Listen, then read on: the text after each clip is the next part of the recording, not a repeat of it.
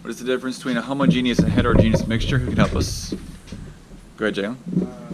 I'm pretty sure a heterogeneous mixture is like two different like molecules or elements mixed together to make a substance. Okay, you're close.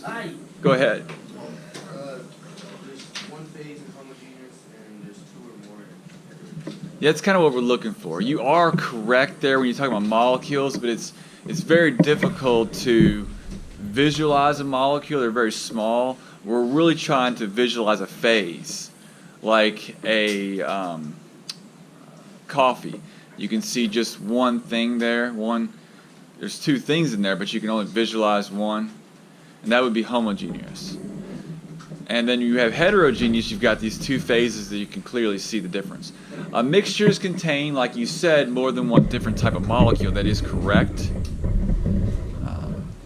Like water and, let's say, carbon dioxide. Both of those are molecules. Carbonated water, that would be a mixture. So that is correct, but it's hard to visually. What kind of mixture would that be, carbonated water? No. Yeah, it'd be homogeneous because you couldn't really see the water carbonated once it fizzed out. There would still be carbonation in there. Well, what about like really like salty water? Yeah, salty water is going to be homo as well because you're not going to be able to see distinctly the two things like salt water. So you got hetero and homo. These are the two classifications. And they're going to give you some examples here. Is olive oil a mixture? Yes. Yeah, it typically is. Oils typically are. They've got different types of oils in there. It's very difficult to get one type of oil that you're going to see. So it doesn't really look like a mixture, but it is. It says the substances in the olive oil are evenly distributed throughout the mixture. Is everybody clear? You would think that it might not be a mixture, but it has water in it.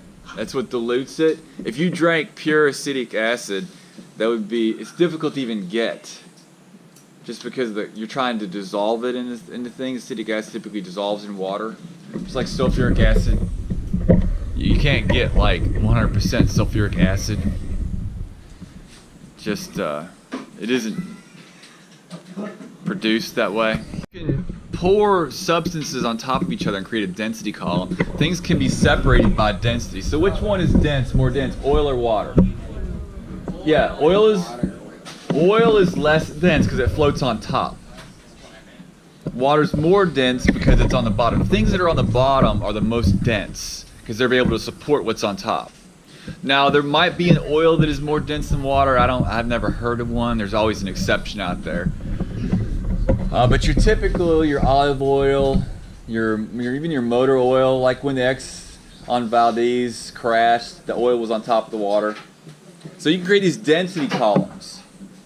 And density is mass over volume. So the lab we're going to do tomorrow is going to be on calculating the density of some objects. So tomorrow you're going to have some square objects and you're going to have some cylinders. You'll be able to measure the square ones with a ruler, but you're going to have to do the water displacement with the cylinder ones. So that's why you're going to need to know how to measure correctly with the graduated cylinder. Those come from the membrane. Typically you'll see them in seeds because the membranes are more abundant. Once they add water to them, they expand, and it just takes a lot more to get the oil. So most oil comes out of a seed because there's less water there. So you'll see more oil. And these lipids, they call them, are basically carbon chains, and all you got to do is add one more carbon in order to have a different oil. Does everybody see that? And that's why you would have a mixture. That's why olive oil is a mixture, because you're not going to be able to tell. Obviously, some of the oil in there is going to have a different number of carbons attached to it. So if we have our original density, and I want to solve for volume, I have to put V over 1 on one side, V over 1 on the other, and the volume will cross out. So you can see how the volume crosses out. Now I have volume times density equals mass. Volume times density equals mass. I see volume times density equals mass. I don't want to solve for mass, I want to solve for volume. So what am I going to do? Divide by density. Right? So I divide by the density. I divide both sides by density. See how I did both? You did one side, you got to do the other. It's like pre-algebra. So then the density crosses out. So I see the density crosses out. And you have volume equals mass over density. Volume equals mass over density. Now I just plug in the values that I have. I've been given a mass of, I am like Dwayne J. the Rock. This is the density for the rock from the problem in the homework. I'm just going to say I'm the rock, and we're figuring out how much water I'm going to displace if I get into the bathtub.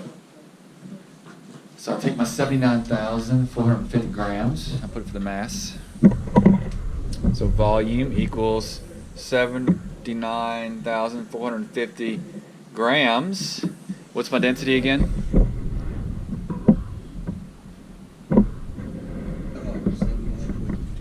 Density's right here. So you have to have the density to solve for these things. They had to know my density. I'm saying I'm the rock, so I'm just comparing myself to this density. I'm not really that dense, but we're just doing an analogy here, just for fun. So we got 3.9 grams per milliliter, right? And I divide the two, and what do I get? Wait.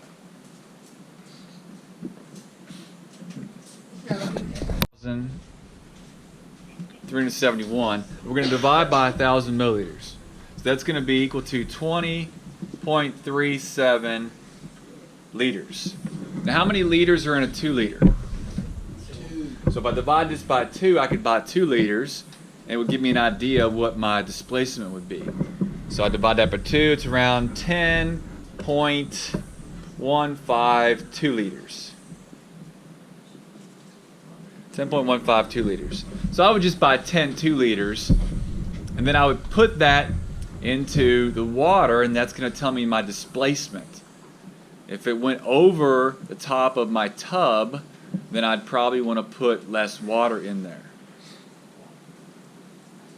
because I'm the methodical type person that, I could put that ninth one in there, and if I'm close to the edge, I'll drain a little bit of water out.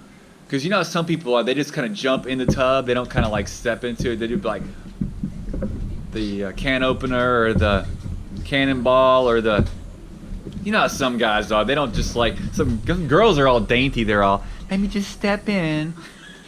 Guys are like, in water? in the bathtub. Oh, in the bathtub? Yeah. I can't lie because I do that. Yeah, it's kind of, because I know that's the way you are when you're kids, because my kids are like that. They just jump in, there's water splashing everywhere.